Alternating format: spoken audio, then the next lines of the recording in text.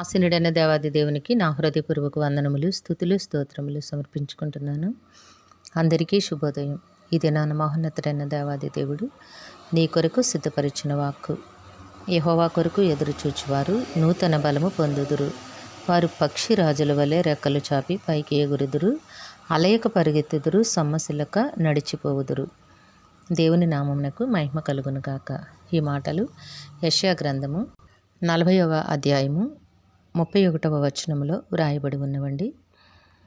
నేస్తమా, దేవుని కొరకు ఆశతో ఎదురు చూస్తున్న నీ జీవితంలో దేవుడు నీ కొరకు సిద్ధపరిచిన ఆశీర్వాదము ఏమై ఉన్నది అనగా, నీకు నూతన బలము అనుగ్రహిస్తారట. నీ జీవితంలో నువ్వు దేనినైతే బలహీనతను, మానసిక చింతలను ఎదుర్కొంటూ ఉన్నావో వాటన్నిటి నుంచి నీకు విడుదలను కలుగచేసి సంతోషముతో, ఆనందముతో పక్షిరాజు వలె రెక్కలు చాపి అంతటి సంతోషమును అనుభవించే ఆ గడియను దేవాది దేవుడు నీకు ఇవ్వబోతూ ఉన్నారు. నీ జీవితంలో నేను అలసిపోయాను, ఇక నడవలేను, ఇక ఈ జీవితమును నేను కొనసాగించలేను అని వేదన చెందుతున్న నీకు దేవాది దేవుడిస్తున్న వాగ్దానం ఏమిటి అంటే, నీవు అలయక పరిగెత్తుతావు, సొమ్మసిల్లక సాగిపోవునట్లుగా. పక్షిరాజు కొంతకాలము బండలలో దాగి ఉండి విపరీతముగా పెరిగిపోయిన రెక్కల వెంట్రుకలన్నిటినీ కూడా తన ముక్కుతో తీసి పారవేసి అన్నపానములు మాని నూతన ఉత్సాహమును పొందుకొని, నూతన బలమును పొందుకొని, నూతన శక్తిని పొందుకొని ఎంతో హాయిగా మరల తన జీవనమును కొనసాగిస్తోంది. అట్టి శక్తిని, బలమును దేవుడు నీకు ఇస్తానని వాగ్దానము చేస్తూ ఉన్నారు.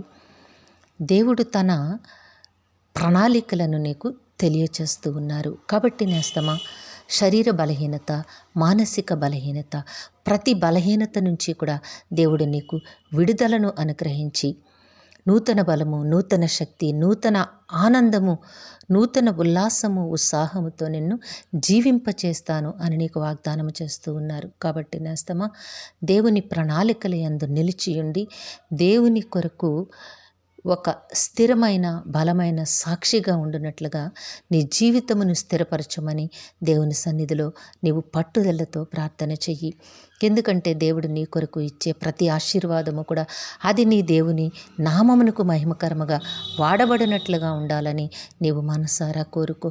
దేవుడు నీ జీవితంలో, నీ కుటుంబ జీవితంలో బలమైన, ఘనమైన, ఆశ్చర్యకరమైన కార్యములను అనుగ్రహిస్తారు. దేవుడు నిన్ను దీవించి ఆశీర్వదించునుగాక. ప్రార్థన చేసుకుందాము. ప్రేమజాలి నమ్మకము కలిగిన దైవమా, మీ ఘనమైన నామమును కొందరములు తండ్రి. మీ బిడ్డకి మీరు ఇచ్చిన వాక్కును బట్టి స్తుతులు సమర్పించుకుంటున్నాము తండ్రి. జీవితంలో అలసిపోయి నాయన ఇక పోరాటము చేయలేక వేదన చెందుతున్న మీ బిడ్డతో మీరు మాట్లాడారయ్యా. మీకు వందనములు చెల్లించుకుంటున్నాము తండ్రి.